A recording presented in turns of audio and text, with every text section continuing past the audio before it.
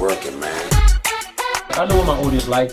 I did some independent films with Master P. A lot of those movies did really well. I'm ambitious, I'm a hustler. I have my own lane.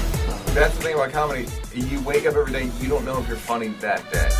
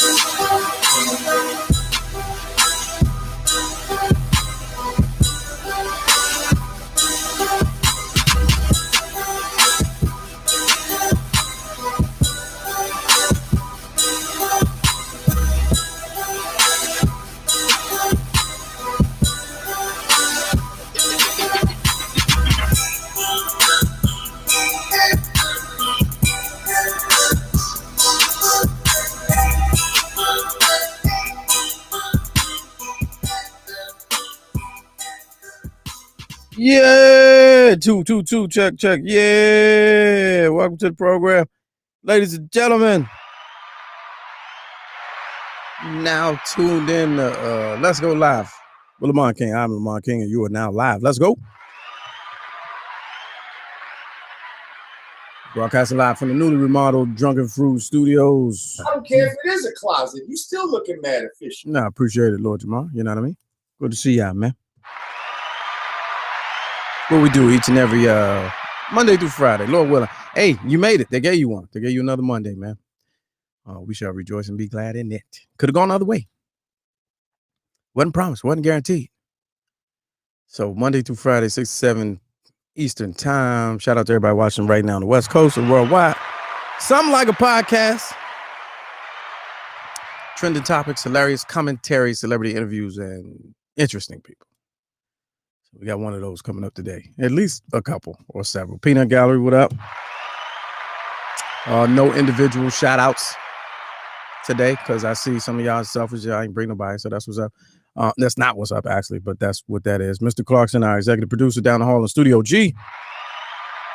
Good to have you with us again, sir. And yeah, so we got a few things to talk about, a couple headlines. We got a guest coming up. The Cocktail Snob, some interesting a mixologist, if you will, blogger, food blogger, mixologist. Talk that talk, courtesy of Drunken Fruit. Drunken Fruit brought us together, introduced us to our guest today. Shout out to Drunken Fruit. For menu pricing, please email inquiries@drunkenfruit.com. Hey, now is no time better than now. No time like the present to put your order in for the holiday season. They're already canceling Thanksgiving. So you might want to get these bundles out there, these gift bags. These gift bundles, baskets, Thanksgiving and Christmas. Great way to two in one, 2 birds with 1 gift basket. You know what I mean? Check them out. So there's that. And Roland should be stopping by a little bit later in the program. If at any given time you just want to jump in and talk some shit, 347-391-4368 is the number. Agree, disagree, or you just want to hear yourself talk. It's all good.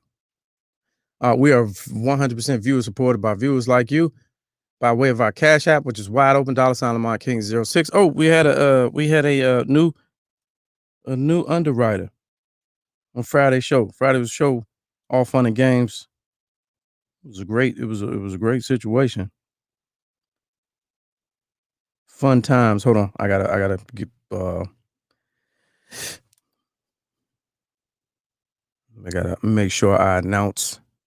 You know, when you get this type of display, when you join our endeavor. Frederick Johnson, appreciate you. Good sir. I'm assuming you're a sir. You never know these days. Never know what's going on in people's lives, what they identify as. So Frederick Johnson, our newest sponsor, slid us a little bit to help us cover, operational costs and whatnot. So that was a thing. Good deal. How y'all feeling, man? What y'all looking like? Okay, good. Deborah Keon said, good evening. My people not off work yet. What kind of job? This 6 o'clock. What they doing? Unless you might be on another coast. Frederick's in the chat. Hey, good to see you, Fred. Appreciate your patronage, support. Oh, you are, sir. Okay, all right. Because, hey, man, can't make those assumptions anymore. Cannot make those assumptions anymore. Anyway, and shout out to also Crispus, the Jolly Nigger Bank. Good to see you, Chris. What's good with you? What's good with you? Ain't nothing. That's his voice. That's what he sounds like. At least that's what I think he sounds like. All right, let me pull up a couple of these stories real quick. I thought you might find interesting.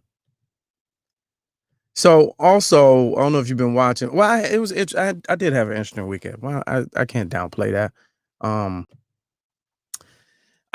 What I did was I watched a lot of Fox News. I don't know why, but I felt like I had to get some perspective from the other side, and I was really, really shocked and amazed at what I watched all weekend. I also watched The Social Dilemma again, and we were on that a few months back, ahead of the curve as we always are. I watched it a couple months ago, and it really opened my eyes to how targeted and addictive the internet and social media designers make their platforms. But this time I watched it and I heard something totally different. I kind of clued in on the part where they were talking about civil war and how the polarization based on information, which as the one guy, the main guy who the documentary was really about, he kind of pointed to, he was like, both sides end up being radicalized and no one will know the truth because they'll only know their position. Didn't notice him saying that last time. The dude was like, the interviewer was like, where do you see that ending up? He was like, civil war. That wasn't really I guess a realization to me until this weekend when I spent some time watching Fox News. Unbelievable. The echo chamber is so real that it made me wonder and go back to the documentary, how it's that way on both sides. And I had to think to myself, I was like, I watch MSNBC for perspective. I watch CNN because I'm comfortable with it.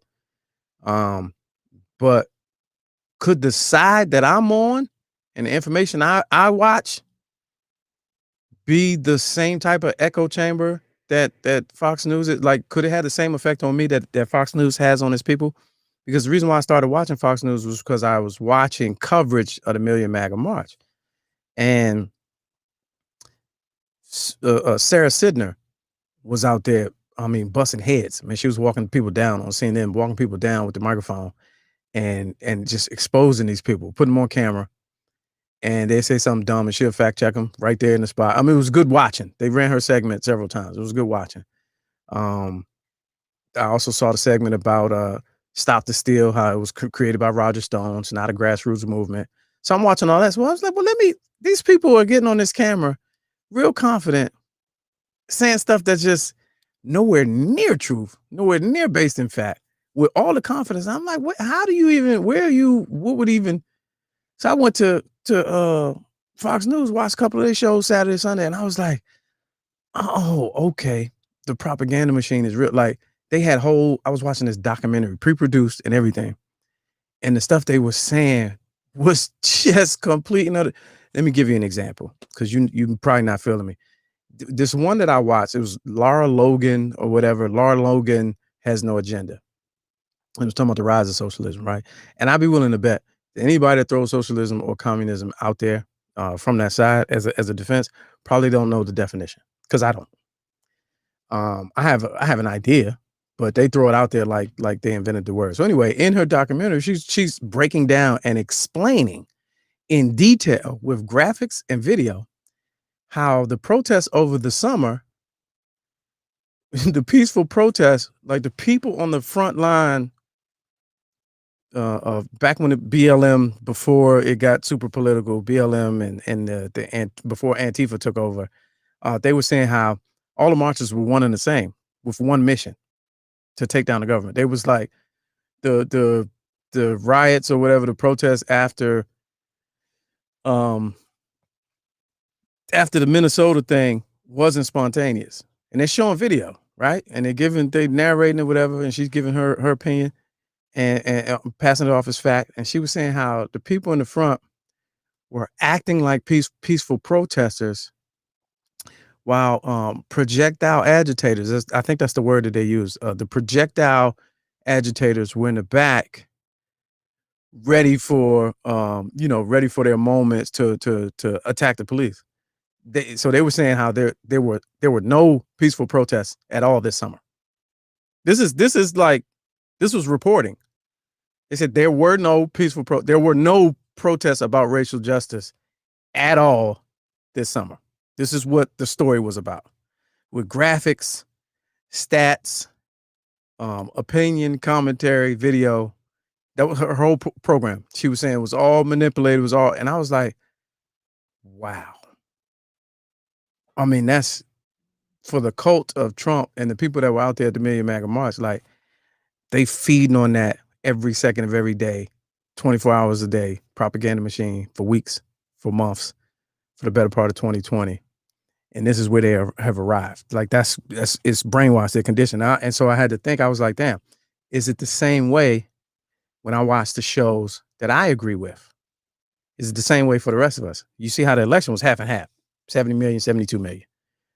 Like, the people on the social, on the documentary, The Social Dilemma, I feel like he had it on point. He was saying how the danger for the designers of social media algorithms, like, they could not have foreseen the danger of what they're causing. And I was like, man, that's crazy. Because these people was on TV talking about, now the election just rigged. You got rampant fraud. Confident, like they was news anchors. And I was like, where you get your information from? Like, y'all under hypnosis in a cult. But then I had to think about it. I was like, damn, they probably look at us the same way, like in a real way. And I was like, man, we in trouble. Now, just today, a little bit of headlines, a little update. Just today, a couple of the judges across the country who are dealing with the recounts and all that threw out cases. They threw out the lawsuits. They was like, this is frivolous. You wasting our time. This is not going anywhere. So at least 4 of those happened. And then there were some other advisors, big voices in the Republican Party, who came out and was like, hey, man, knock this off. You wasting everybody's time. Let's get it. Let's move forward. So, but your man's still not conceding. So, hey, I don't know what to say about that. And then Pfizer came out last week and said they got a vaccine that's in trials. It's 90% effective. Everybody was like, I bought a share. And then Trump come out later in the week and he like, man, Pfizer don't know what they're talking about. And then the stock price went down. I was mad. It went down like $3. And then today, Moderna, they come out and say, nah, we got one that's 95% effective. Stock market got to jumping. And so, hey, man, I'm waiting to the one that come out and say, all right, we got one that's 100% successful. I need to see that. I want to know who that is. So I can go ahead and throw some money at them on my investor game. And then only then, if I see Biden, Kamala, everybody else, the Supreme Court, Shark Tank, all the people on Shark Tank, if I see all the news anchors, everybody got to take it before I take it, before I even think about it. I got to see everybody take this on the news before I even think about taking it. We're not doing it. We're not doing it over here. But anyway. All right, Haynes says into the peanut gallery, will the Dow break 30K tomorrow? I think I put money, it will pull back. I thought it broke 30 today. All right, Jay Lee says, look into Inovio. What you know about Inovio, Jay? You out here giving stock to, hey, listen, I got to put a disclaimer. Hey, I am not a financial advisor, so don't y'all jump out there. We don't know nothing about that, but I'm gonna look into it though. I'm gonna look into it. All right, we're gonna keep it moving. All right, right about now, ladies and gentlemen, we always talk about on this show the pivot. 2020, the pivot, man. We've seen a rise in small business owners, man. Each and every one of us should be an entrepreneur in some way, shape, or form. This is the time to do it. And people getting creative, doing different things, doing different ways, trying to figure out a new way to move, man. So and we like spotlighting Black businesses. Of course, one of our main sponsors is drunkenfruit.com, Black-owned business out of Brooklyn, New York. And they put us in touch with another one of their peers in the game. Of course, it has to do with alcohol. Ladies and gentlemen, from the cocktailsnob.com. Please welcome Camille. Camille, welcome to the Let's Go Live. Good to see you. Hi. You can hear me? Can you hear me? Yeah. Awesome. Hi. Thanks for having me, Lamont. Oh, Excited to be here. Thanks for jumping on. How you feeling? How you COVIDing out here? How you maintaining? Staying COVID free, drinking. Got my drink ready here. Wait a minute, staying COVID free. Does drinking keep you COVID free? Is that how that works? Yes. Okay. Definitely. Yes. I didn't know that. Let's talk a little bit about. I'm gonna pull your website up right here. Sure. The Cocktail Snob. What is it? What we need to know about it? The Cocktail Snob is the place if you need simple drink recipes, if you need home entertaining ideas, I got you. That's what I have on my website. I post almost weekly, so there's always a new recipe up or a new tip or trick or something. Today I posted about cocktails you can make for a crowd. So if you are hosting like a small, socially distant Friendsgiving, Thanksgiving, holiday thing, I have a couple recipes for that as well. So that's it. How did it come about? Is it like just a food blog, or is it like a resource? It's just drinks. I started it actually 2 years ago. I just celebrated my 2-year blog anniversary in October. Okay. And I started it because I wanted to go back to school, and I was looking for a way to just write more regularly and kind of just get back into the swing of things, because I hadn't been in school for, at that point, like 6 or 7 years. So I was just hoping to find a topic that I could write about, regularly and just kind of get back into the habit of writing. And cocktails is my thing. Like, if people come to my house, I always serve them drinks. I don't use like red Solo cups. I always put them in a nice glass. Like, that's always been my thing. So cocktails was definitely something that I knew I could talk about on a weekly basis. So and what's wrong with a red Solo cup? I'm still a fan of that. Nothing is wrong with it, but I'm fancy. I'm fancy. Okay. So I like, to showcase the glassware and show people where to get it and how to, just bring things up a notch, take the fancy up a notch. Now, what is it about cocktails that we most of us don't already know? What makes you a snob about cocktails? I think, honestly, people make it complicated. And I think, you can make something really good at home with the ingredients you have in your fridge or your pantry, and it doesn't have to cost like an arm and a leg. It could be something super simple. If you have fresh fruit juice, like fresh lime juice and spirits, you can make something that's really, really good. What are some of your favorites? Are you white or dark? I honestly have no preference. I love tequila. I love rum. My family is Jamaican, so rum is something that is I feel like there's rum in my blood. Like, it's just a huge part of our culture. Like, we use it for medicine. We use it to cook. We do a lot of things with it. So I'm a huge rum lover for sure. Yeah, I can't really do rum anymore. Okay. There was a time, there's some West Indian in me. There was a time, but it makes me angry and it makes me sweat extra. Okay, I've heard that from other people. I don't know. I don't have that issue, but after I'm gonna look into it. Yeah, it's aggression and anger, and it's like fire water for real.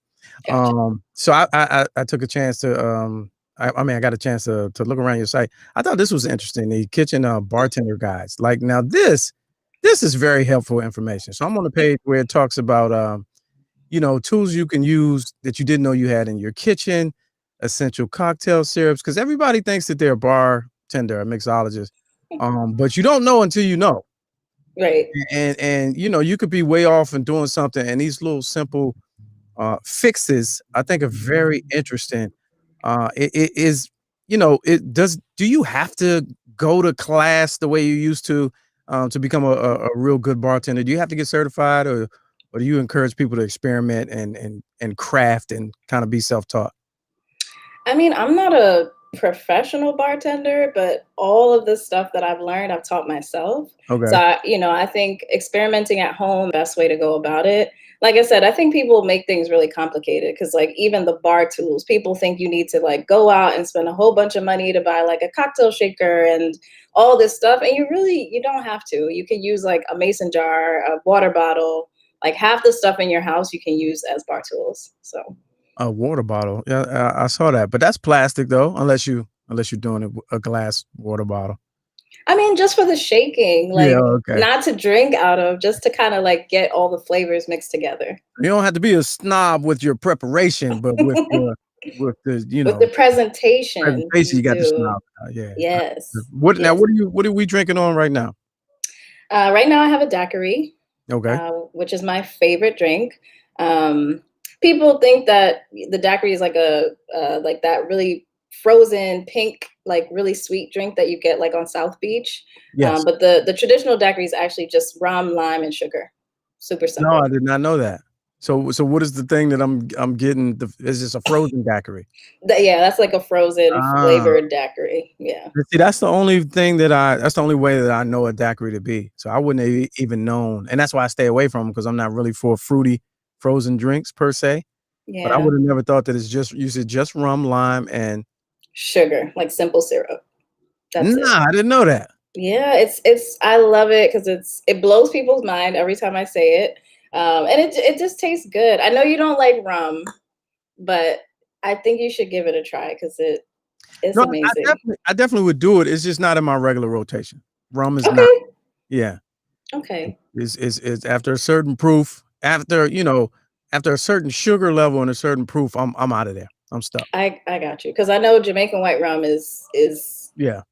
yeah. What's the one that's like 150? The overproof, right? Ray and Nephew. I think the last time Yeah. I had it was Ray and Nephew, and I was, he wasn't my uncle. It wasn't. It was not cool. Do people Yeah. come to you for input and advice as far as creating things out of the blue? Do you have any signature cocktails that you just playing around one time and you was like, this is it?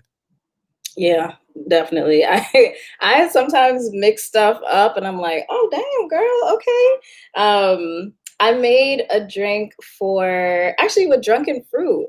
My family of Drunken Fruit. I've been working with them for the last like year or so, and I got a chance to taste their Drunken Peach.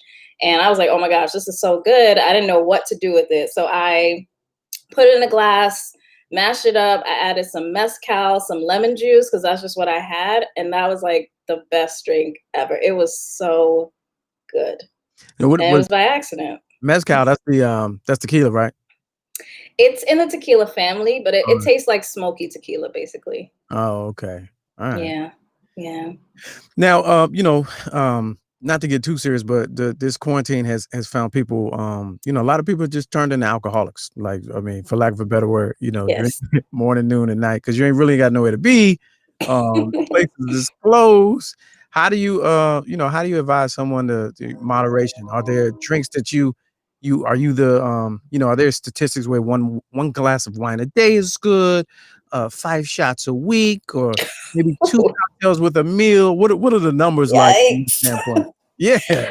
Honestly, I don't know. I don't know the statistics, but Mm. I think it varies depending on the person. I think everything in moderation. I always say for every glass of alcohol you have, you should also have a glass of water.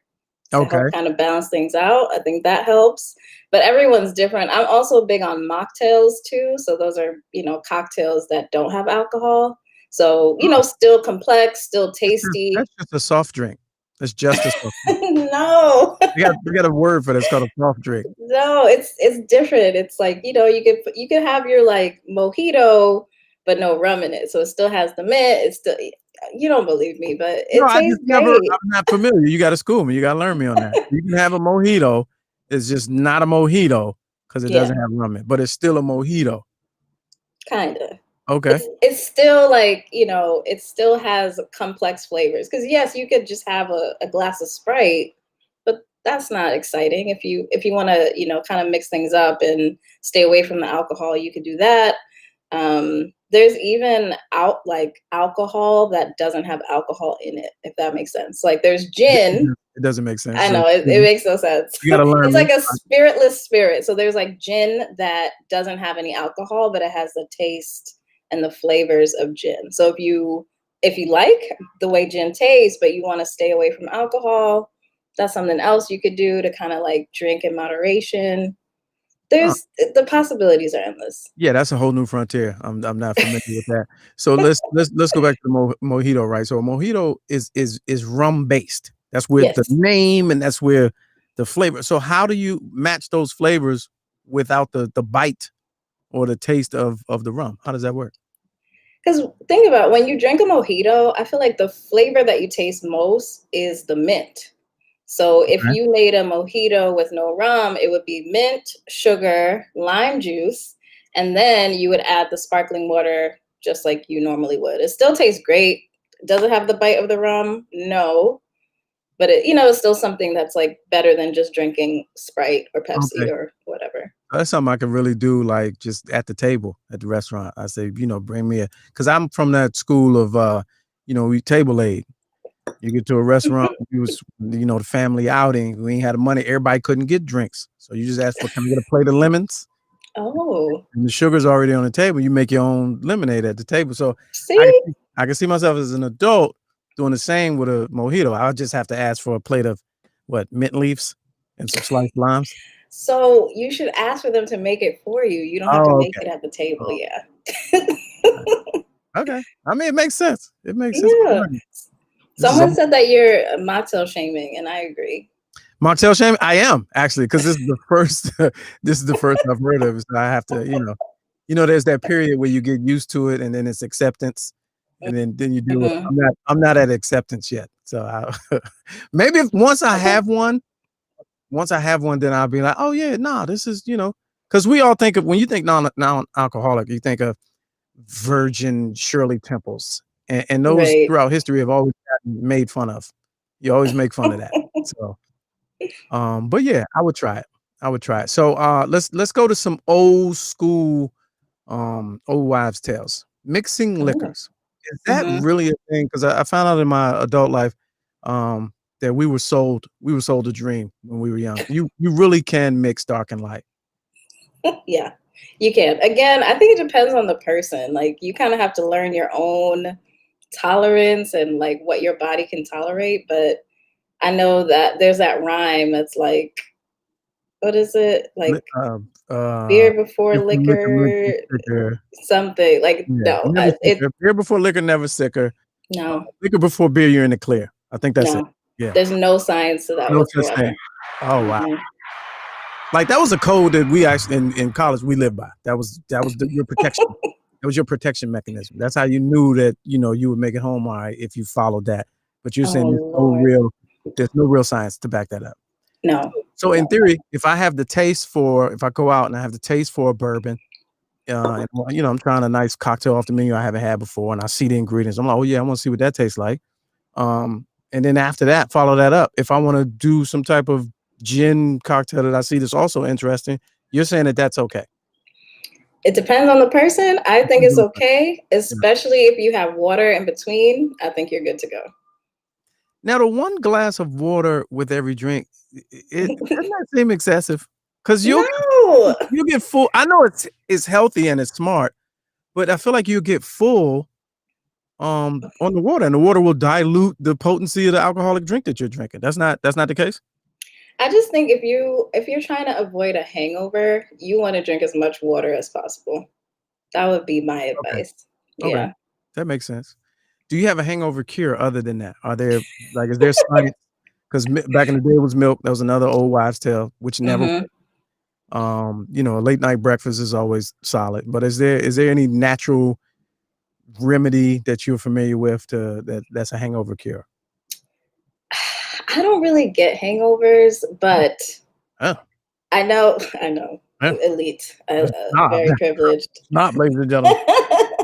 I have heard that drinking more liquor if you feel hungover somehow helps. I don't know if that's true, but having food while you're drinking also helps avoid the hangover. But I don't really know of any cures besides like Advil for the headache.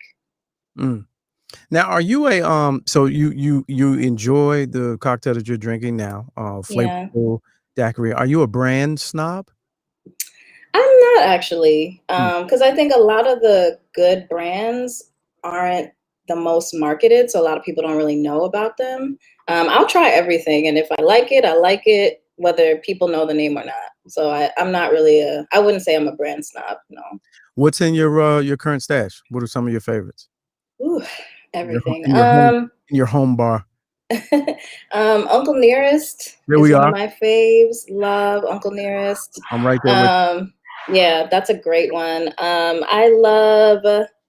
I'm trying to think of other 10 to 1 rum. I don't know if anyone's ever heard of 10 to 1. That's a Mm. great one. Also, black owned brand, a Okay. rum. They have a light rum and a dark rum. That's actually what I have in my cup right now. Okay. Black owned as in are they Caribbean based or American based? They're based in America, but their owner was born in Trinidad, but Okay. he's lived in America for 10 decades. to 1. Let me write Yeah, that 10 down. to 1. All right. Great brand, delicious. Trying to think of other brands. I really like Vodka Mariette.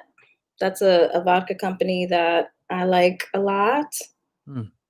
Mm, yeah, but like I said, I really drink everything. I'll try Yeah. it once at least. Marriott. Is that black owned as well? No, but they're really like they like to empower women. Okay. I don't think it's woman owned, but they spend a lot of their time like empowering women and highlighting women that they consider to be rebels. So that's a kind of a cool brand. That's what's up. There are a lot of people now who are also, really launching their own brands of liquor. Uh-huh. Uh-huh. Um, are you familiar with that process, and where are you with that? Do you think that that's a viable? If you like wine, they say open your own wine line, or if you a vodka or into beer, find a craft distillery and try to put your label out. How hard is that process?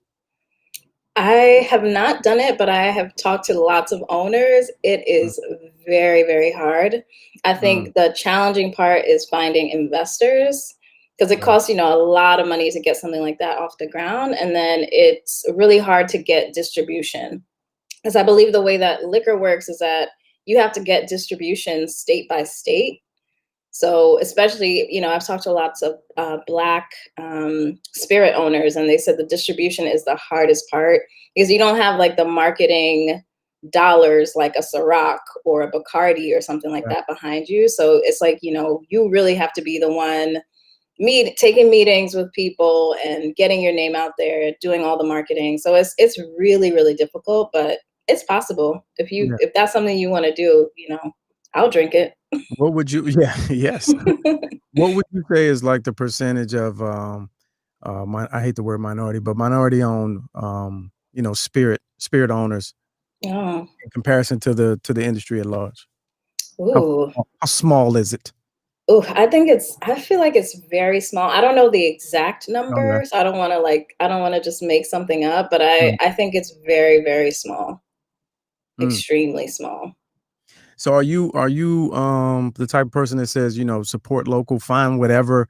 Because we have some makers in my area that I see, I go past and I'll look at the label and they be like distilled in Baltimore, Maryland, right? And I'm gonna be like, wow, I never even knew y'all was doing this. Would you say that, you know, when at all possible, we should support local when it comes to, buying spirits? Oh, absolutely. You definitely should. And I think in addition to buying it, if you don't see a spirit that's like black owned or woman owned or is made in your area, like if you don't see it at your liquor store, ask for them to carry it. If you go to a restaurant or a bar and you don't see it there, you can also ask for them to carry it. Like that's another way to show support. But absolutely, if I would say buy local. Like Bacardi has so much money. Yeah, right. Give Right. someone else some of your coin too, But it's hard though, because like I like Scotch and bourbon and all that, and Diageo is just like they've cornered the world. Like everywhere. they have everything. They So have everything. it's kind of hard to find, a flavor that you could start liking. Mm-hmm. But most of the time, you go and you get what you've always gotten. So Yeah. it's kind of difficult. Do you think that part will change? Do you think there'll be more competition? Yeah, I think it's hard because I think in that case, sometimes it's up to us as a consumer to do a little bit of research. So, like, you said you like Scotch. Like, I don't know if there are any Black owned Scotch brands. I can't think of any, but it would be on us to do a little Google search and be like, Black owned Scotch brands or like local Scotch brands in my area. Because you might go to the liquor store and it's there, but they don't have like that huge Right. pop-up Yeah. banner that like a Diageo brand might have. So I think it's up to us to do a little research and maybe even order on the website if you find it, because why not get it directly shipped from them to you? Right. True story. True story. I do that with wine. That's you can find those makers very easily. Yeah. The Cocktail Snob. What type of reach has it gotten for you? What type of I'm under I was made aware by Drunken Fruit that you've in certain publications and national recognition. Talk a bit about that. Yeah, I guess humble brag. This year I was featured in VinePair and foodandwine.com. I was on Food and Wine as one of the 20 Black mixologists you should follow. Okay. So that was pretty exciting. But yeah, it's been crazy. Like I said, I really started the blog to just write and it's turned into something completely different, something I never ever would have imagined. So it's, I've gotten to rub shoulders with lots of different people and meet even like the people, my friends, my family from Drunken Fruit, just being able to network with them and work with them and partner with them to bring awareness to their brand has been amazing. And there's just been so many opportunities. I have to pinch myself sometimes. Oh no, indeed. That's what's up. So what's the 5-year vision for the Cocktail Snob? Ugh, this question. I'm not sure because It's cool not to have an answer, because I never, whenever I get asked that, I never have an answer. It's cool not. I don't have. I think people are like, oh, do you want to have your own spirit? Do you want to like have a bar? I'm like, definitely not. Like, those are two things I know I don't want to do. Maybe a recipe book, like a cocktail recipe book, would be something I would be interested in. That would be fun because, with the blog, I've also started doing a lot more drink photography and food styling and things like that. So the short answer is I don't know, but there's a lot. What is drink photography? Is that taking pictures of drunk people? How does that work? No, it's taking pictures of the cocktails, like all the recipes that I create.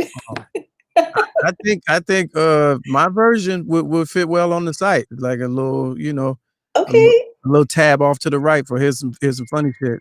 Drunk people. That could be a book too. I don't know what the people want. That's fine. Just go to the parts of town where they really getting it in. Mm-hmm. And spilling out on the on the sidewalk and different stages. You would shoot. Here's the shoot. Here it is. This is the idea. Okay, let me get my notebook. The different stages of imbibery, if you want. So you get one of the professional photographers, and you get people pre-gaming. And then you get people socializing at the bar and they holding a drink. And then you get people, and then a couple hours later, it's people like this. And then the end of the book is people just laid the hell out, just spill. Okay. Got it. Yeah. Drink photography. That's something. Think about it. I won't be offended if you don't use it. That could be a book. I don't know. Yeah, I don't know. blog posts, Yeah, yeah. something. I live in New York, so there's a lot to Yeah. capture. Yes. Yeah. Yeah. All you gotta do is are the trains open? Just go on the trains because Yeah, you already know. that's it.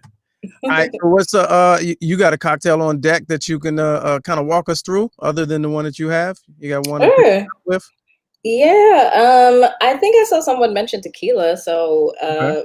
a margarita is always a great choice, and I think a lot of people, if you haven't noticed, the theme is like misconceptions. People think of margarita, you have to get this crazy mix or whatever, but you can make it with the stuff that you have in your house. So it's just 4 ingredients.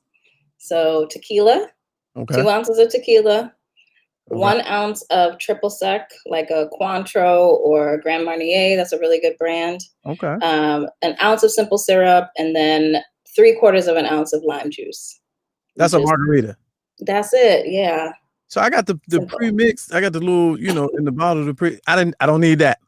Mm-mm. Are you kidding me? I didn't know that. It's very simple, and it tastes so much better when you make it like with your, your fresh lime juice and all that stuff, and a good quality tequila.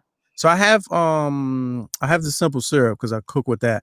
But Oh, great. what would be a replacement for the second ingredient? The triple sec. Yeah, what is that made of? It's basically an orange liqueur. So Okay. it's like a sweet liquor that's flavored with oranges. So you could use orange juice instead. That would work really well. See, you have that in your OJ, house. just straight up OJ? Yeah, you could use that. I didn't know that. Okay. Mm-hmm. That's interesting. All right. Project Yeah. for the night. Projects. Okay, then. There it is. Ladies and gentlemen, Camille from the cocktailsnob.com. Yes. Instagram is at the cocktail snob, correct? _ Yes. The website is cocktailsnobnyc.com. Oh, NYC. What I have up there? I went to That's not it. cocktailsnob.com. Oh, That's not me. NYC. You're right. Let me take that down. Had that. So the cocktail snob NYC.com. People probably looking right now. Like I can't find it. It's for the website. It's just Cocktail Snob Snob NYC. All right. I'll have our executive producer put that in the chat for you, please, sir. Thank you. Hey, I enjoyed the conversation. Thanks for coming on. This was fun. Thank you so much for having me. And next time we'll do, kind of a live demo where you have your setup and I'll have the same and try to see if I can achieve that. You know what I'm saying? Especially with the homemade ingredients. Yes, the daiquiri is going to be first, so you can have some rum. Okay. We may have to do that on a Friday with we do a show called All Fun and Games where we kind of cut loose, and that sounds like a plan. If you're with it, let's do it. All right, appreciate it. Thank you. Thanks for having me. All right, see you. That's what's up. All right, cocktailsnobnyc.com. Cocktailsnobnyc.com. Let's do a sip and sip. Yes, I'm with it. Who knew? And that's the type of stuff. That's why I like that type of stuff. I need to know, where we at? Hold on. Let me put this back up. I be needing to know. I like to make things, on my own. Like even with cooking, I like to see what they do, diners, drive-ins, and dives, or the Food Network, and I see I go ahead. I'm gonna make that. I ain't got no chives though. Then I go look up chives, and I'll be like, oh, but I do got some dried onion in the can off the sprinkle joint. I'm like, boom, I got it. It ain't the same, but it's the same. So I like recipes where I can go finagle and finesse in the pantry and kind of DIY it, tiny kitchen, if you will. So I like that. That's good to know. I like when I learn something. You know what I'm saying? Like when I'm watching Chopped and I see something in the quick fire challenge and I want to go to my kitchen and do the quick fire challenge, but I ain't got no leeks. I don't even know what leeks is, but they always be using leeks. They put the leeks in the basket in the quick fire. And I know I ain't got no damn leeks in the you know what I'm saying? So I like to be able to go to the pantry and be like, all right, I don't have this, but I do have that. So who among you knew that you can make a margarita? And Elliot, you're not included. Who among you knew that a margarita was just triple sec simple syrup, lime, and tequila. I didn't know that. And that in the absence of triple sec, you can use OJ. Who among you knew that? Lie if you want to. Outstanding. All right, interesting people, yo. All right, interesting people. All right, here's a couple stories I want to touch on before we get up out of here. Let's see if it came out. Hey man, was any of y'all Boy Scouts? I don't know if you know, they went bankrupt and then they shut down, and then the history of sex abuse became public, and I didn't know it was this bad though. Oh, I lost the story. Wait a minute. Where's the page refreshed? And he went to, oh, here we go. Stand by. I didn't know it was this bad. I'm gonna let you see this number before I say it. Was any of y'all Boy Scouts? They worse than the Catholic damn church. Let me tell you something. Who knew that it was this bad? All right, look at this headline, man. Nearly 90,000 people filed sexual abuse claims against the Boy Scouts in an unprecedented case. Now, this is a class action lawsuit. It's been going on for a couple of years, but I guess they're releasing some details and some numbers. Let's read this article, and this is from USA Today. For decades, Gil Gale thought his story of being sexually abused in the Boy Scouts was unique. 2 Scout leaders abused him in the 70s. The incidents were unrelated. The men lived in different cities in Alabama and didn't know each other. Gale was in the 6th grade when the first Scout master fondled him while on a camping trip. He repeated the abuse over months.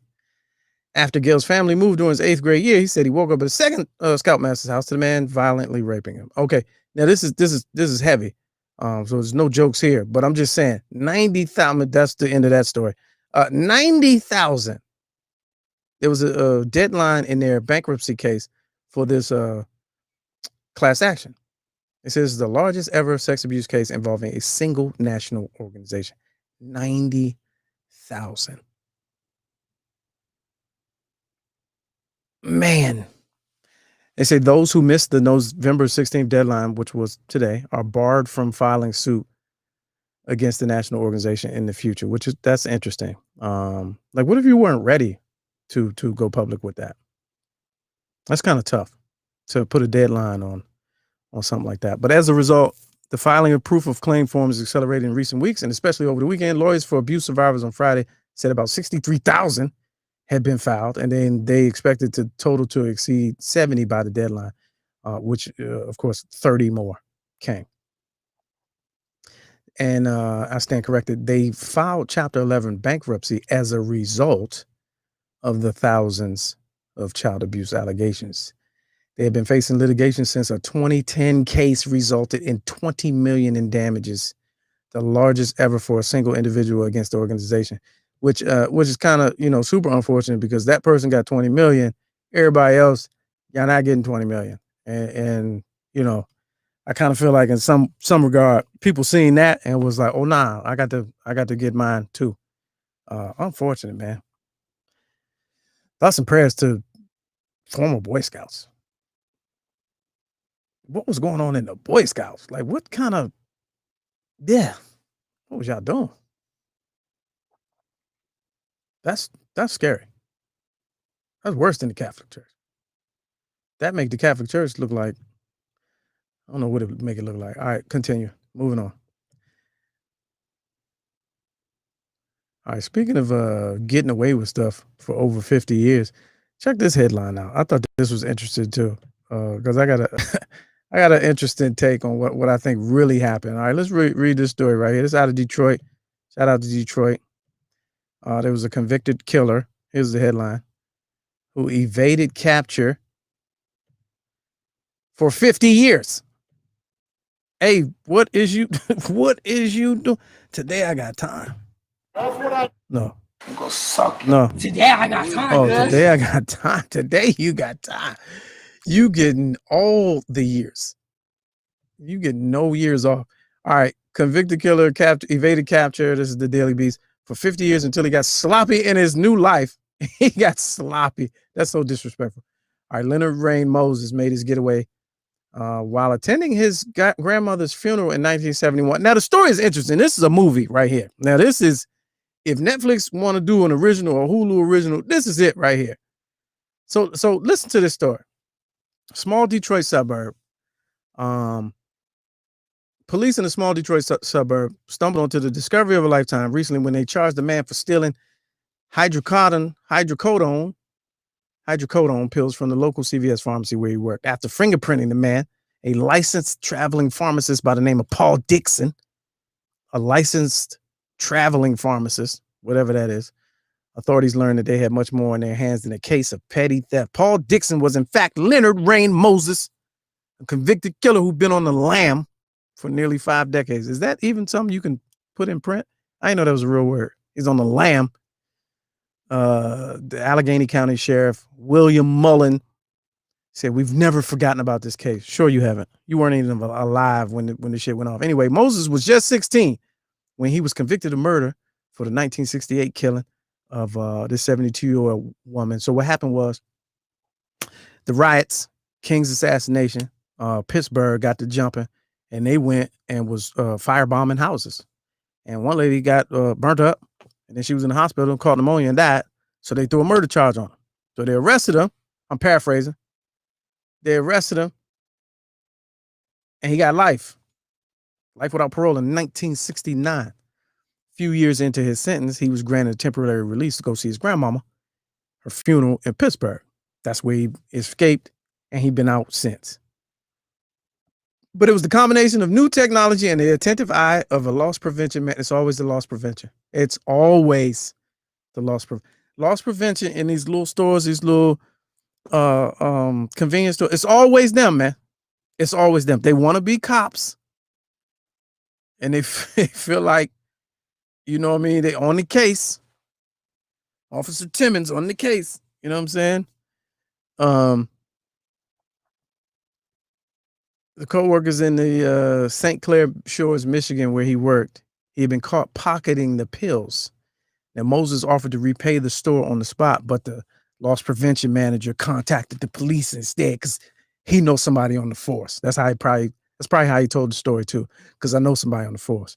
So anyway, as soon as law enforcement entered Moses' fingerprints in the FBI's next generation identification system, the agents moved to finally arrest him and send him back to the Western District of Pennsylvania. Now, here's what I'm thinking, right?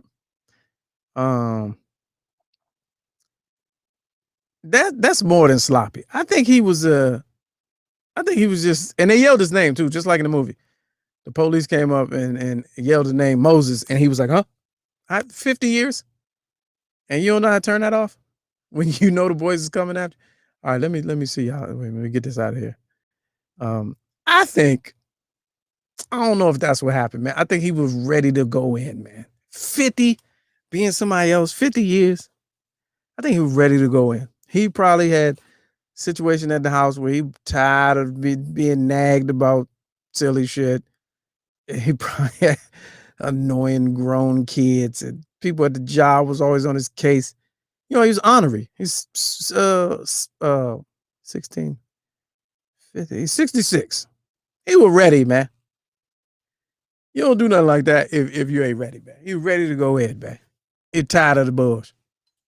He ain't like how things was going in America. He's like, hey, man, I'm better off in jail, man. Everybody I know gone. I'm not tripping off of y'all. I think that's what happened, man. That's just me. All right. Jay Lee says, why don't these people get fake passports and leave the country? Right. You got a whole new identity. Why don't you leave?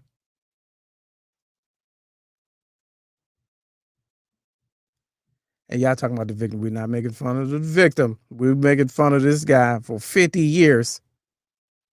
He was on the outside being somebody else. I think he got tired of it. He was ready. He was ready to go in.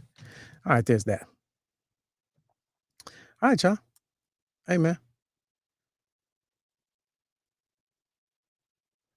It's been real. Time went by fast. Who knew? Oh, man, and I was ready to, look at that. Look at the time. I was ready to talk to Roland, too. I had like 17 questions written down for Roland, but we're out of time, Roland, and we're going to have to Talk to you some other time, hopefully this week, man. I appreciate your patience. But everybody else, man, on behalf of the Cocktail Snob, thank you for coming through. Camille, check out her site at Cocktail Snob NYC. We got some other we have small black business series and entrepreneurs. This week we'll be talking to some different people doing some different things that you definitely should know about. If you enjoyed the program and you feel like donating to the cause to help us cover the cost of staying up, $ Lamont King 06. First timers, we welcome you to the show. This is where we at every day.